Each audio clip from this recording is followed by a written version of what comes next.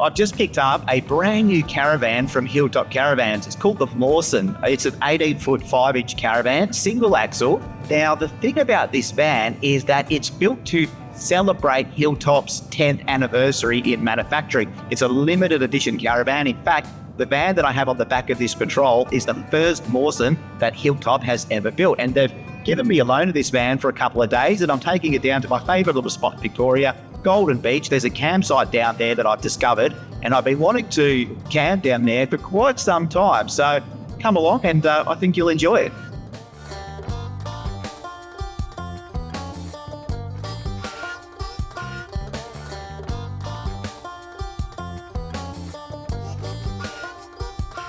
Okay, we are just rolling into Golden Beach now. It's a beautiful little town, lovely beach right there on the 90-mile beach. Look, the weather has improved, so I dare say we will see if we can reach that campsite that I mentioned. Can't quite remember actually what the access is like in terms of overhanging branches. All we can do is go and have a look. And here's the track I was talking about. It's a long sandy track, goes all the way to a little camp area right by a lake. Beautiful little spot. Look, I'm pretty iffy about the weather, to be honest. It could go either way. It's overcast, but I'm thinking I might give it a crack. If it starts to really come down, we'll get out of here quick smart. Worst case scenario, I've got an air compressor, some traction boards. We'll give it a go. It happens, you're on your way to a campsite and you're blocked by one branch. How about that? It's a little high for me to reach. Don't have a roof rack to stand on. Don't want to damage the loaner Morrison by Hilltop. These embankments are steeper than they probably look on camera. So to even climb up them with the caravan, it's pretty dicey, to be perfectly honest. So I'm just mulling my options at the moment. Do I give it a crack? Worst case scenario, you know what? We can go camp on the foreshore. It's not a big deal. If this branch was just a little bit further down that way, I'd be all right, because I can climb the embankment here with the patrol and the caravan. But where I am here, it's just steeper than it looks.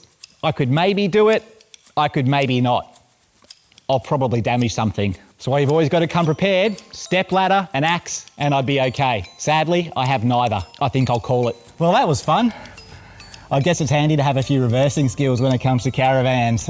This is why it's always handy to know what you're getting yourself into. Let's go to the foreshore.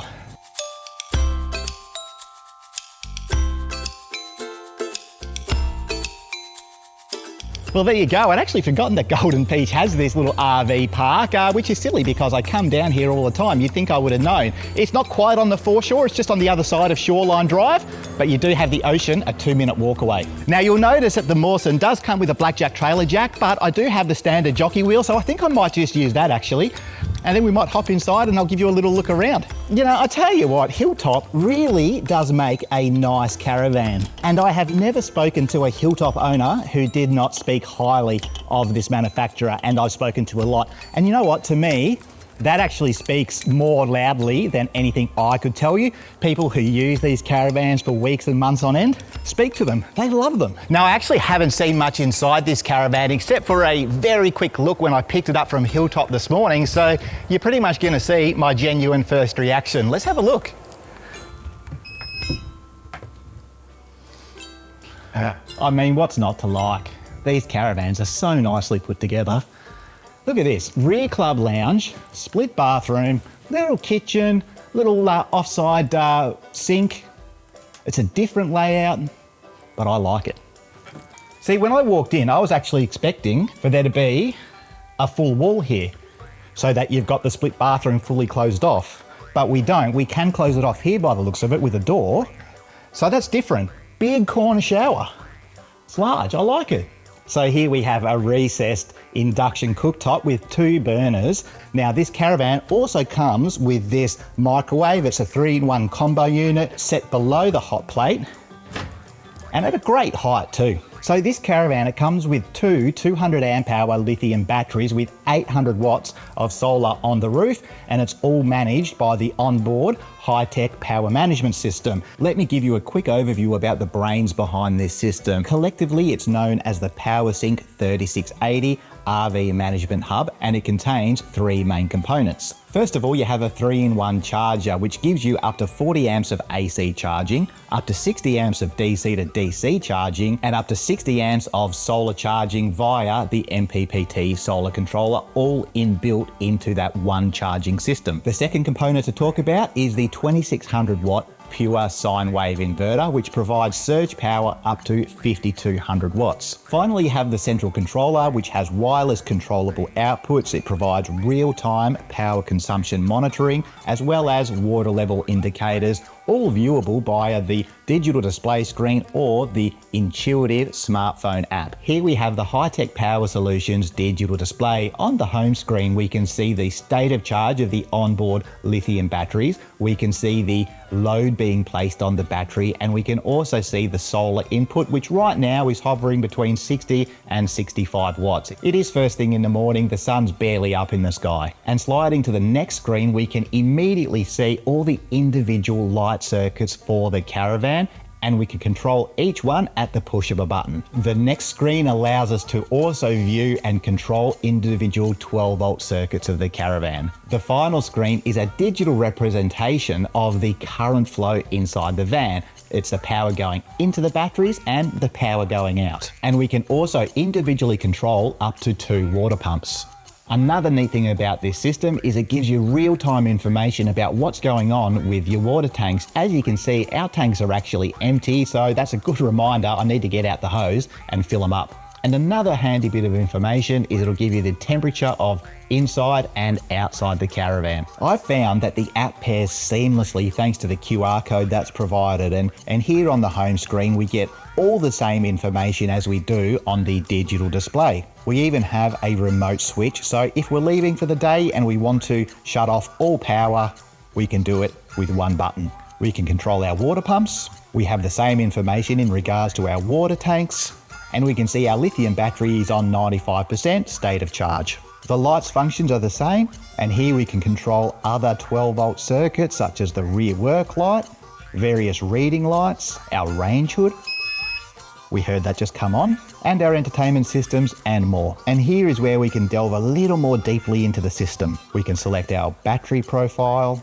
We can rename various outputs if we like. We can enable or disable our water pumps. And here's another digital representation of the current flow. And look, we can see that the system is automatically selecting solar as our preferred input at the moment. It tells us how much is going into the battery, how much is going out. We have no AC charging at the moment because we are off grid. Okay, so this is where they keep the high-tech 4G Wi-Fi router. They've also got a 4G antenna mounted to the roof of the caravan at the back. So we can mount a TV here. We've got the cabling right here in the locker. Nice and convenient. I really appreciate when they provide separate USB or 12-volt points at the dinette so that you can charge your phone or whatever it is. So not only do we have a USB point on this side, which is fantastic, we've also got one here on the other side. So from a usability, livability perspective, small details like that, I reckon are well worth noticing. And here's something else I noticed straight away. We've got windows all around. On this side, and behind. So, this is where you're gonna sit back and relax. You wanna be able to take in the view. I reckon that's a good move. And you got your cup holders on either side. So here I can see the vent for the Gusto dust reduction system, which tells me the control panel should be in here. Yep, and here it is. And what that does is pressurize the inside of the caravan when you're underway, keeping all that road dust outside where it belongs.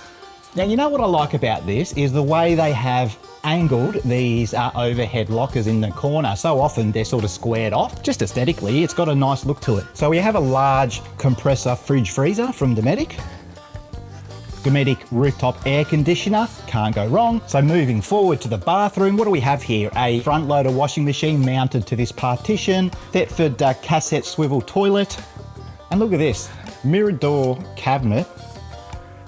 Maybe I'm wrong, but I feel like it's rare to see a mirrored door cabinet in a caravan these days. So to fit so much into this layout, they've obviously ran the bed east to west rather than north to south, which Personally, I don't mind. I think that's a really good solution. You've got the control right here for the onboard diesel heater, which, you know, putting it by the bed, it just makes sense. You can warm up the caravan while you're still warm inside the covers. We have our flat screen TV, while over here we have a slimline wardrobe. One above and one below. So the bedroom might be a bit different, but we're not missing out on storage space either. And let's not forget, because you don't have a partition running the full width of the caravan, it really opens up the sense of space. And of course, if you want your privacy, you do still have a door right here. There's quite a bit going on the outside of the caravan, I think. Why don't we step outside and have a little look around? So here we have the control system for Cruise Master's BCS system. It's a sophisticated system that gives you very fine control over the airbag system for the Cruise Master ATX. Now this suspension is rated to 3 ton. And what would a caravan such as this be without a Fusion sound system? You've got a head unit inside. You can also control it here on the outside. 2 speakers inside and 2 on the outside. So moving forward on the near side, we do have access to our tunnel boot storage system, lined with galvanised sheeting, nice and spacious. One thing to note over here though is that we do have a gas bayonet. Now you might be wondering, why have we got a gas bayonet when inside it's all about induction cooking? Well, this actually makes sense to me and I give Hilltop points. See, although this caravan is gasless in the sense that we don't have gas coming through to the body, the living quarters of the caravan, the thinking here is to provide some gas plumbed up to this gas bayonet. So that way you can still, you know, fire up a gas barbecue, which to my mind is an excellent backup in case something goes wrong with the battery system. Not likely, but when you're out in the bush and something might happen or does happen, it's good to have that gas backup. I just think it makes sense. So even though we have that huge tunnel boot storage area, we do have yet more storage in this powder coated aluminium box here. It's got a slide out tray as well. As you can see, you know, it's designed really, I think, to suit a portable fridge because they've also included an Anderson point inside so you can, you know, keep the fridge powered. And as for the gas storage, it's here on the offside. So one thing I've noticed about Hilltop Caravans over the years is that they do put a lot of effort into protecting the vulnerable components underneath the caravan. And here's a case in point. Look at the protection given to the grey water outlet. That's the sort of thing that I do value in a caravan. I personally think that anything that can be broken, especially underneath, should be protected. So the tank for the diesel heater right here, once again protected by some checker plate, and yet more external storage space. We have another right through tunnel boot just here. So external storage options on this van, not a problem. So here at the back of the van, what have we got? Spare wheel, jerry can holder, reversing camera, and if you look up there, we've got a rear work light, as well as you can see the permanently mounted 4G antenna for the van's high-tech Wi-Fi router. So there we have it, the Mawson 18-foot 5-inch single axle by Hilltop Caravans. Now, as I said, this is a special limited edition caravan to celebrate Hilltop's 10th anniversary. And I tell you what, Hilltop, they just build a good caravan. There's everything you could possibly want and need on board this unit. I found it really comfortable for my getaway here at Golden Beach. It's nice to tow, and it's just a shame really that I couldn't get it down to that campsite that I was talking about. But you know what? Maybe if I leave the caravan here, I can jump into patrol and I can show it to you anyway. And if you like this content and you want to see more of it in your feed, don't forget to like, share and subscribe. We'll see you next time. Well, I probably wouldn't have gotten the van through here anyway. We've had a lot of rain, you know, it's blocked by water. Might have been able to get in over there, but on balance, it's probably worked out for the best. But let's go have a look down by the water. So imagine being parked up here, right on the edge of that lake. It's just beautiful. I mean, I have brought my kids down here a number of occasions just to have a look around, kick a footy and that sort of thing. Never camped here before, but I've always wanted to. I just think it's amazing.